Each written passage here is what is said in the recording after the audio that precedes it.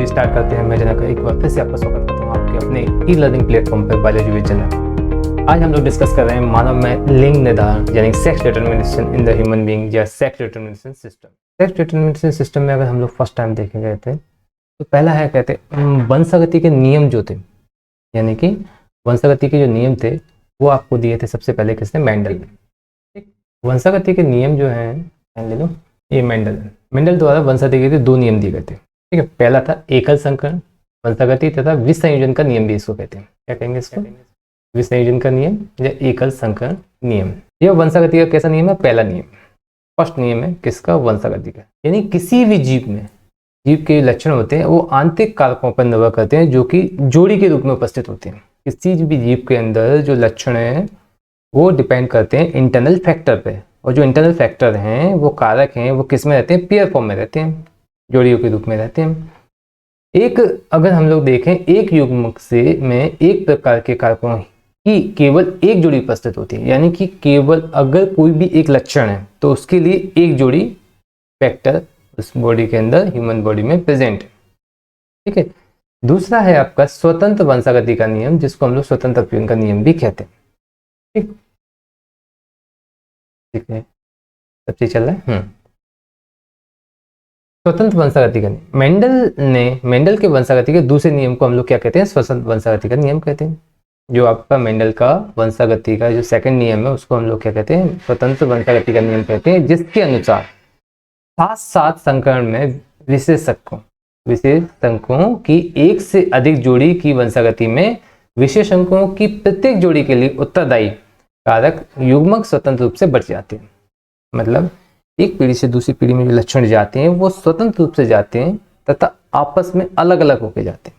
ठीक है, यहाँ हमारा मुख्य टॉपिक स्टार्ट होता है जिसको हम लोग बोलते हैं, कहते हैं आपका क्या? Sex determination. तो उससे हमने पहले देखा है, कहते हैं वंशागति के 2 नियम थे, मेंडल द्वारा दिए गए थे।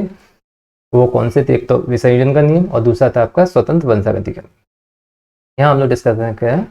लिंग निर्धारण या सेक्स डिटरमिनेशन। थोड़ा सा इसके बारे में जानते हैं, फिर इसके बारे में थोड़ा सा और हम लोग पढ़ेंगे। लैंगिक जनन में अलग अलग स्पीसीज लिंग निर्धारण के लिए अलग युक्ति या अलग अलग मेथड का उपयोग करते हैं। जो आपका सेक्सुअल रिप्रोडक्शन है उसमें हर स्पीसीज के साथ में जो सेक्स डिटरमिनेशन की प्रोसेस है वो सेम नहीं है, वो अलग अलग है। ठीक है, कुछ पूर्ण रूप से पर्यावरण से प्रभावित होते हैं, मतलब कुछ स्पीसीज ऐसी हैं जो 100% कहते हैं एनवायरमेंटल फैक्टर से इफेक्टेड होती हैं। कुछ प्राणियों या कुछ एनिमल्स में जो सेक्स डिटरमिनेशन है वो निषेचित अंडे, जिसको हम लोग बोलते हैं, युग्मक के ऊष्मायन ताप पर निर्भर करता है। यानी कुछ जीव ऐसे भी है जिसमें सेक्स का डिटरमिनेशन होता है किसके बेस पे? On the basis of temperature. ठीक है, कि संतति नर है या मादा, अगर टेम्परेचर है तो उसके बेस पे ही डिसाइड हुआ कि जो आने वाला जो बच्चा है, जो आने वाला जो फिटस है वो कैसा है, मेल है या फीमेल है। अब जैसे एक अलग ही स्पीसीज है जैसे घोंघा या इसके संबंधित प्राणी जो हैं वो अपना सेक्स ही बदल देते हैं। इसमें लिंग निर्धारण जो होता है वो आनुवंशिक नहीं होता। ठीक है, थोड़ा सा इसमें आगे चलें तो हम लोग देखते हैं कि sex determination in the human being, मानव में लिंग निर्धारण। ठीक है, मानव में मनुष्य में लिंग निर्धारण आनुवंशिक आदत होता है। मुख्य कहते हैं आपका फैक्टर क्या होता है? आनुवंशिक आदत, ये सबसे ज्यादा इंपॉर्टेंट। ठीक है, अर्थात जनक जीवों से वंशानुगत जीव ही एक बात का निर्धारण करते हैं कि संतति लड़का होगा अथवा लड़की होगा। मतलब जो भी जीव बनेगा वो लड़का है या लड़की है, ये डिपेंड करता है उसको जन्म देने वाले पेरेंट्स। अब बात आती है सेक्स क्रोमोसोम्स यानी कि लिंग गुणसूत्र। क्रोमोसोम्स की बात करें तो सेक्स क्रोमोसोम्स ही डिसाइड करते हैं कि आने वाला जो बच्चा है, आने वाला जो फीटस है, आने वाला जो बेबी है वो मेल होगा या फीमेल होगा। एक ह्यूमन बीइंग की बात करें तो ह्यूमन बीइंग में एक मेल है, क्या है आपका? एक मेल है, और दूसरा क्या है? फीमेल है। दोनों के पास में सेक्स क्रोमोसोम्स के नंबर अलग अलग होते सेम है, लेकिन उसमें से एक क्रोमोसोम्स ऐसा होता है, सेक्स क्रोमोसोम, जो अलग होता है। यानी कि टोटल होते हैं कितने? 46। ये 46 होते हैं किसमें? पेयर में। पेयर मतलब इन द सेंस 23 पेयर होते हैं। 23 पेयर में 22 जो होते हैं वो एक ही टाइप के होते हैं, और 1 जो होता है, 1 पेयर जो होता है ये पेयर में। ठीक है, पेयर में, और ये एक होता है 1 पेयर में रहता है। जो 1 पेयर जो होता है यही क्या होता है? सेक्स क्रोमोसोम्स होता है। ये क्या होता है अपने आप में? Sex chromosome. यानी कि इसमें अगर मान लो अगर मेल की बात करेंगे हम लोग, जैसे किसकी बात करें, मेल की अगर बात करें तो मेल के अंदर क्या रहेगा, जो सेक्स क्रोमोसोम रहेगा एक्स और वाई, ठीक है, मेल की बात करें। अगर फीमेल की बात करते हैं हम लोग, हाँ फीमेल की अगर बात करेंगे हम लोग, तो फीमेल में बात करें तो फीमेल में क्या रहता है, फीमेल में भी 22 पेयर रहते हैं, ठीक है। इसके अलावा 1 पेयर जो होता है वो कैसा होता है, x x, something is wrong. Female में भी कितने होते हैं, 1 पेयर जो होता है वो कैसा होता है, एक्स क्रोमोसोम्स होता है, वो क्या होता है, एक्स और एक्स होता है, ठीक है। मेल में क्या होता है, एक्स एक्स होता है, ठीक है, इसका मेल का। फीमेल के अंदर एक्स वाई, सॉरी फीमेल के अंदर एक्स एक्स होता है, मेल के अंदर क्या होता है, एक्स वाई। अब यहाँ पे अगर देखें ये 22 जो होते हैं ये कौन से होते हैं, ऑटोसोम होते हैं। ऑटोसोम मतलब दैहिक गुणसूत्र, शरीर को बनाने थोड़ा सा इसके बारे में देखें। वह गुणसूत्र जो मनुष्य में लिंग का निर्धारण करते हैं उसको हम लोग क्या कहते हैं, लिंग गुणसूत्र कहते हैं। क्या कहेंगे उसको, लिंग गुणसूत्र। मनुष्य में इनकी संख्या कितनी होती है, एक जोड़ी होती है, यानी कि ये 22 पेयर है, दैहिक गुणसूत्र है। मुख्य क्रोमोसोम्स होते हैं, जो सेक्स क्रोमोसोम्स होते हैं वो एक पेयर होते हैं, एक जोड़ी होते हैं, ठीक है। आगे अगर देखें तो मनुष्य में 23 जोड़ी गुणसूत्र होते हैं, जिसमें से 22 जोड़ी जो गुणसूत्र होते हैं वो कैसे होते हैं, माता पिता के गुणसूत्रों की प्रति कॉपी होते हैं। माता पिता के जैसे गुणसूत्र उन्हीं की सेम कॉपी होते हैं। यह जोड़ी गुणसूत्र जिसे लिंग गुणसूत्र कहते हैं, जो मनुष्य में लिंग का निर्धारण करते हैं, स्त्रियों में ये पूर्ण युग्म होते हैं, अर्थात एक जोड़ी के रूप में पाए जाते हैं, जैसे कि एक्स एक्स मतलब 2 गुणसूत्रों का एक जोड़ा। जबकि नर में अगर समान युग्मक नहीं होते, नर में समान नहीं होते, उनके अंदर असमान युग्मक पाए जाते हैं, यानी कि एक्स एक होता है और दूसरा जो छोटा होता है वो गुणसूत्र छोटा आकार का होता है, जिसको दूसरा नाम दिया है क्या, वाई गुणसूत्र। दूसरा गुणसूत्र कौन सा होता है, वाई गुणसूत्र, ठीक है। तो टोटल कितने क्रोमोसोम्स होते हैं, सेक्स क्रोमोसोम्स, एक जोड़ी। मेल के अंदर क्या होता है, एक्स वाई, और फीमेल के अंदर होते हैं एक्स एक्स। एक्स एक्स जो होते हैं वो कैसे होते हैं, समान होते हैं, ठीक है, यानी कि पूर्ण युग्म होते हैं। लेकिन अगर मेल के अंदर जाएंगे तो मेल के अंदर पूर्ण युग्म नहीं होता, उसके अंदर एक्स वाई होते हैं। वाई का आकार कैसा होता है, थोड़ा सा छोटा होता है, एक्स का आकार थोड़ा सा बड़ा होता है, ठीक है। ये बात हुई किसकी, एक सेक्स क्रोमोसोम्स की। अगला जो पॉइंट है वो कैसा होता है, सेक्स क्रोमोसोम्स, तो चलो ठीक है। अब इस क्रोमोसोम्स से जो आपका सेक्स का डिटर्मिनेशन कैसे होगा, लिंग का निर्धारण कैसे होगा किसी भी जीव का। तो जैसे मादा जनक में एक जोड़ी कैसे होते हैं, एक्स एक्स गुणसूत्र होते हैं, जबकि नर में क्या होते हैं, एक्स वाई होते हैं, ठीक है, गुणसूत्र होते हैं। सभी बच्चे चाहे वह लड़का हो अथवा लड़की अपनी माता से एक्स गुणसूत्र प्राप्त करते हैं। कैसे होते हैं, सभी क्या करते हैं, अपनी माता से क्या प्राप्त करेंगे, एक्स गुणसूत्र, क्योंकि माता के पास में केवल एक ही टाइप का गुणसूत्र है, सेक्स क्रोमोसोम्स, वो है एक्स टाइप का।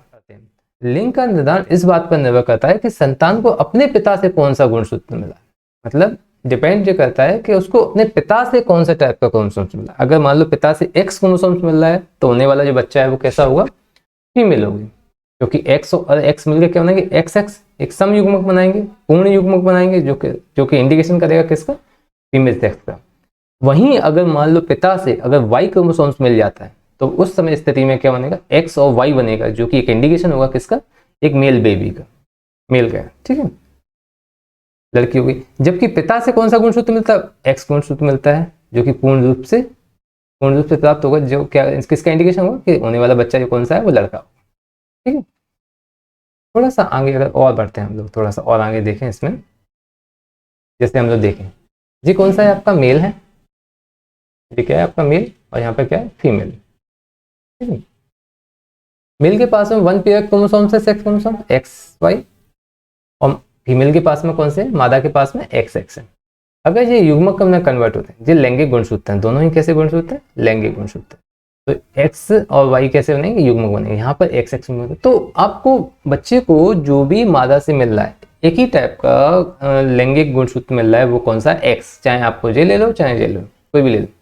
लेकिन यहाँ पे डिपेंड करता है कि आपको पिता से यानी कि नर से कौन सा गुणसूत्र मिल रहा है। यहाँ पर देखो एक्स एक्स दोनों मिलेंगे तो एक्स एक्स बन गया, फिर से एक्स एक्स यहाँ से मिला, फिर से एक्स एक्स, तो दोनों ही स्थिति में क्या बच्चा बनना है, वो कैसा बनना है, मादा बनना है। जो भी बेबी बनना है वो कौन सा बनना है, फीमेल बेबी बनना है यहाँ पे। लेकिन यहाँ पे एक्स है, ठीक है, यहाँ पे एक्स आ गया, यहाँ पे पिता से क्या मिल गया, वाई मिल गया, तो ये बच्चा जो कौन सा है, मेल बन गया। ये कौन सा बन गया, मेल। ऐसी स्थिति में यहाँ पे फिर से बना तो फिर से क्या बन गया, मेल बन गया। तो इस स्थिति में क्या बना, मेल बनना है। डिपेंड करता है कि आपके जो पूर्वजों, मतलब माता पिता में पिता से आपको जो लैंगिक गुणसूत्र मिलेगा वही बच्चे का सेक्स को डिटरमाइन करेगा, डिफाइन करेगा। ठीक है, तो ये मानव में लिंग निर्धारण का एक पैटर्न का एक छोटा सा स्ट्रक्चर है। थोड़ा सा आगे अगर हम लोग देखें तो एक सिंपल सा क्वेश्चन है कि जनन कोशिकाओं का निर्माण क्या होता है। जी आपसे नॉर्मल कोई भी पूछ भी सकता है कि जनन कोशिकाओं का निर्माण क्या होता है। जनन कोशिकाओं का निर्माण एक विशेष ऊतकों में होता है जिसको हम लोग जननांग कहते हैं, गोनट्स कहते हैं। मेल के अंदर गोनट्स कौन सा होता है, टेस्टिस होता है, और फीमेल के अंदर कौन सा होता है, ओवरी होता है। ठीक है, मेल के अंदर कौन सा होता है जिसको वृषण बोलते हैं हम लोग, और फीमेल की अगर बात करें तो फीमेल के अंदर कौन सा होता है, अंडाशय। क्या होता है, अंडाशय। अब होते हैं कौन से लक्षण, उपार्जित लक्षण होते हैं। उपार्जित लक्षण जिसको हम लोग बोलते हैं क्या, एक्वायर्ड ट्रेट्स। वे लक्षण जो कोई जीव अपने जीवन काल में अर्जित करता है, अपने पूरी लाइफ साइकिल में कहीं ना कहीं किसी न किसी रूप से अचीव करता है, उसको हम लोग क्या बोलते हैं, उपार्जित लक्षण कहते हैं। जैसे कि उदाहरण के लिए अल्प पोषित रंग से बाहर में कमी, जैसे कि आपने कम खाना खा रहे हो तो आपके शरीर में कैसे बॉडी का वेट कम हो रहा है। जी आपके ऊपर डिपेंड करता है आप खाना कितना खाते हैं कितना नहीं खाते। अगर कम खा रहे हैं तो मतलब स्वाभाविक है आपका वेट कम होगा, लेकिन जैसे आप खाना ज़्यादा खाते हैं तो फिर से आपका वेट बढ़ता है। तो आपका वेट का बढ़ना या कम होना ये आपने अर्जित किया है, एक्वायर्ड किया है। और अर्जित लक्षणों के गुण कौन से हो सकते हैं, कौन कौन से गुण होते हैं, वे लक्षण जो जीवों को अपने जीवन काल से प्राप्त किए जाते हैं। सबसे सिंपल लक्षण क्या होता है, जो जीवन काल से प्राप्त किए जाते हैं उसको हम लोग क्या बोलते हैं, उपार्जित लक्षण बोलते हैं। जे जनन कोशिकाओं के डीएनए में कोई बदलाव नहीं लाते। अब जो लक्षण बाहर से ले रहे हैं उससे आपकी बॉडी के डीएनए में क्या स्ट्रक्चर आएगा, कोई अच्छा नहीं। जनन कोशिकाओं के डीएनए में कोई भी चेंजेस नहीं आएगा, तथा अब जो डीएनए में चेंज ही नहीं आएगा तो अगली पीढ़ी में जाने का कोई सवाल ही नहीं होता। तो इस प्रकार के लक्षण होते हैं वो अगली पीढ़ी में वंशागत या हस्तांतरित नहीं होते। ये लक्षण जैव विकास में सहायक नहीं है। आने वाले जो डेवलपमेंट, आने वाली पीढ़ी है, आने वाले जो डेवलपमेंट है, बायो डेवलपमेंट जो है, उसमें इसका कोई योगदान नहीं। ठीक है, दूसरा होता है कौन सा, अनुवांशिक फैक्टर, जिसको हम लोग बोलते हैं हेरिडिटरी ट्रेट्स। वे लक्षण जो कोई अपने जीव जो जनक के पेरेंट्स से प्राप्त करते हैं। सबसे सिंपल बात, जो कोई भी जीव अपने पेरेंट्स से जो भी मतलब कैरेक्टर या लक्षणों को प्राप्त करते हैं उसको हम लोग क्या बोलते हैं, अनुवांशिक लक्षण कहते हैं। जैसे मानव की आंखें, बालों का रंग, ये सब चीजें डिपेंड करता है माता पिता के अंदर किस तरह के थे उनका कलर। तो जो जनकों से या फिर अपने पेरेंट्स से जो लक्षण अचीव किए जाते हैं, लिए जाते हैं, उसको हम लोग क्या कहते हैं, अनुवांशिक लक्षण कहते हैं। ये लक्षण जीवों में वंशागत होते हैं। सिंपल सी बात है, जो अनुवांशिक लक्षण है वो तो एक पीढ़ी दूसरी पीढ़ी में जाएंगे ही ना, क्योंकि डायरेक्ट अपने माता पिता से लक्षण आ रहे। ये जनक कोशिकाओं में घटित होते हैं, स्वाभाविक है, ये काम बनेंगे जनक कोशिकाओं में तथा अगली पीढ़ी में स्थानांतरित होते हैं। जैव विकास में सहायक होते हैं। सिंपल सी बात है, जैव विकास में कैसे होंगे, सहायक हो। ठीक है, थोड़ी सी आगे अगर बात करें हम लोग, ठीक है, थोड़ा सा क्या करें आगे अगर बात करें तो अगला है कि जाति उद्भव। अगला कौन सा है, जाति उद्भव। जाति उद्भव की अगर बात करें तो पूर्ण स्पीसीज से एक नई स्पीसीज का बनना क्या होता है, जाति का उद्भव करता है। एक स्पीसीज थी पहले की स्पीसीज, पूर्व स्पीसीज जो थी, उससे नई स्पीसीज का बनना ही क्या होगा, जाति उद्भव कहलाता है। नई स्पीसीज के उद्भव के लिए वर्तमान स्पीसीज के सदस्यों का परिवर्तनशील पर्यावरण में जीवित बने रहना है। इस सदस्य को नए पर्यावरण में जीवित रहने के लिए कुछ बाह्य लक्षणों में परिवर्तन करना पड़ता है। अतः प्रभावित पीढ़ी के सदस्य के शारीरिक लक्षणों में परिवर्तन दिखाई देने लगते हैं, जो कि जनन की क्रिया के द्वारा अगली पीढ़ी में स्थानांतरित होते हैं। इस प्रकार नई पीढ़ी का उद्भव होता है। एक सिंपल सी बात है कि चेंजेस एकदम नहीं आते, धीरे धीरे करके चेंजेस दिखाई देते हैं, वो आपको अगली पीढ़ी में दिखाई देने लगते हैं, कहते हैं। ठीक है, उसी को हम लोग क्या कहते हैं, नई स्पीसीज का उद्भव। ठीक है, जाति उद्भव का कारण। सेकंड क्या है, जाति उद्भव का कारण, मतलब जाति उद्भव के क्या क्या कारण हो सकते हैं। तो पहला कारण है अनुवांशिक विचलन, जिसको जेनेटिक ड्रिफ्ट कहते हैं। किसी एक समष्टि की उत्तरोत्तर पीढ़ी में सापेक्ष जीन्स की बारंबारता से अचानक परिवर्तन का उत्पन्न होना क्या होता है, अनुवांशिक विचलन कहलाता है। अनुवांशिक विचलन कहलाता है। इस डायग्राम को अगर देखें तो एक समष्टि है, जैसे एक समष्टि है आपकी जेड। अब इससे दो जातियां कैसे बनेंगी, मान लो इसकी दो समष्टि बनी, दो उप समष्टि बनी, Z1 और कौन सी, Z2। Z1 एक समष्टि बनी और दूसरी कैसी बनी, Z2। अब इसके पीछे भौगोलिक रूप से बिलग नदी, पहाड़ इत्यादि कई फैक्टर हो सकते हैं। उससे क्या बनी, उत्तरोत्तर पीढ़ी बनी। विभिन्न परिवर्तनों का संग्रहण समष्टि 1 तथा उप समष्टि 2 का निर्माण करेगा, जिसमें क्या आएगा, जेनेटिकल ड्रिफ्ट की वजह से कुछ डिफरेंस आएगा। और अब उस ड्रिफ्ट में क्या होगा, नेचुरल सिलेक्शन, जिसको हम लोग बोलते हैं प्राकृतिक चयन।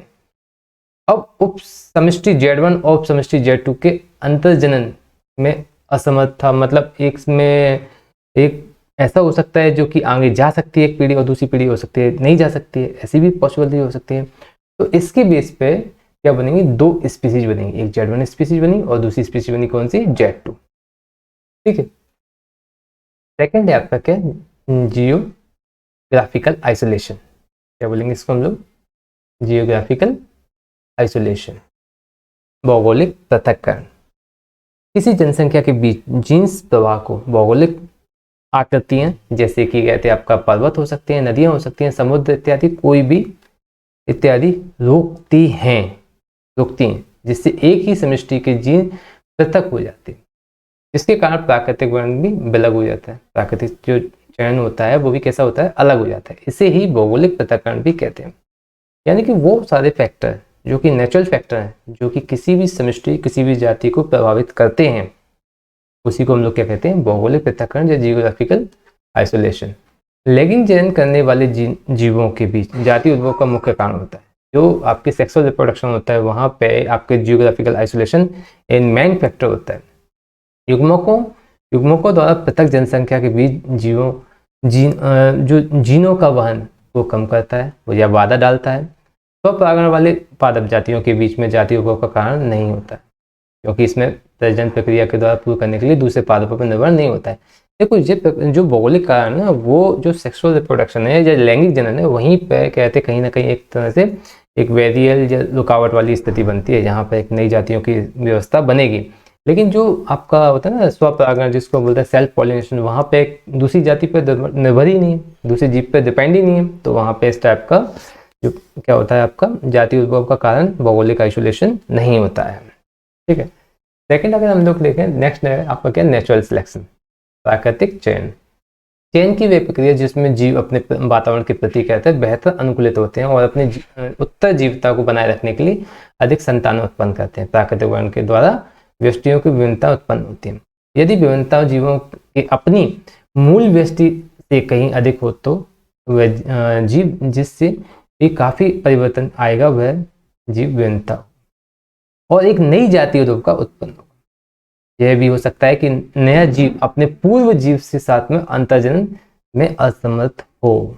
ठीक है, ये भी पॉसिबिलिटी हो सकती है। यदि डीएनए में परिवर्तन पर्याप्त है तो गुणसूत्रों में संख्या में परिवर्तन तो दो समष्टियों के सदस्यों की जन्म कोशिकाओं में संलयन करने में असमर्थता होती है। ये भी एक इम्पोर्टेंट फैक्टर है। मतलब डीएनए में यह ऐसा कोई परिवर्तन है, पर्याप्त चेंजेस हो चुका है डीएनए के अंदर, तो गुणसूत्रों की संख्या में भी चेंजेस हो सकता है, उससे बनने वाली जातियों की संख्या में भी चेंज हो सकता है। तो जनन कोशिकाओं के आपस में जुड़ने या संलग्न होने वाले जो आपके गैमेट्स हैं उनके आपस में जुड़ने में भी असमर्थ हो सकते हैं। मतलब जहाँ पर जातियों का नया विकास हो रहा है। अब आनुवंशिक विचलन के कारण क्या करता है, एक तो डीएनए में परिवर्तन होता है, दूसरा क्या होता है, गुणसूत्र परिवर्तन। गुणसूत्र का नंबर ही ज्यादा हो गया, गुणसूत्र का नंबर ही कम हो गया, या डीएनए के नंबर में, डीएनए के अंदर कुछ बेस में या फिर क्षार में, जिसको हम लोग बोलना कहते हैं आपके शुगर में या फॉस्फोरिक एसिड में, किसी में भी चेंजेस आ सकते हैं। नेक्स्ट है आपका क्या, स्थानीय समष्टि की भिन्नता के कारण। मतलब एक लोकल जो आपकी होते हैं स्पीसीज, उनके बीच में डिफरेंस का क्या क्या कारण हो सकता है। जब कोई उप समष्टि, मतलब कैसी होती है, उप समष्टि भौगोलिक पृथक्करण के कारण तो अप्रवास करता है, तो वह अन्य स्थान पर अपना प्रवास बनाता है, वहाँ की उप समष्टियों के साथ में जनन करता है, जिससे कि जीव का प्रभाव होता है, द्वारा नई जीव उत्पन्न होता है। मतलब एक तरह समझो, एक पहाड़ पर रहने वाला एक जीव है जो कि जमीन पे मतलब एक धरातल पे आके जीव रहता है, वहाँ से पहाड़ में मतलब ऐसी स्थिति बनी कि वहाँ पर मतलब खाने पीने की स्थिति खत्म हो चुकी है, तो वो जमीन पे आता है, जमीन के लोगों के साथ में शादी संबंध होते हैं, वहाँ पे एक नए जीव की उत्पन्न करता है। तो उनका एक बॉडी स्ट्रक्चर है, जमीन पर रहने वाला एक व्यक्ति, नॉर्मल धरातली मैदान पर रहने वाला व्यक्ति, उसका एक बॉडी स्ट्रक्चर है, दोनों का जीव, दोनों की युग्मक मिलते हैं तो एक नया बॉडी बनेगा, नया ह्यूमन बीइंग बनेगा। तो उसकी जो स्पीसीज होगी ना वो दोनों से अलग होगी। ठीक है, स्थानीय समष्टि की जिसकी बात की। ठीक है, अब नया फैक्टर है क्या आपका, क्यों, चलिए थैंक यू। इसके आगे हम लोग कल डिस्कस करने वाले हैं। बने रहिए बायोलॉजी विद जनक के साथ में। और एक बार फिर से कहूँगा, अगर समझ में आता है तो लाइक शेयर सब्सक्राइब करें। Thank you.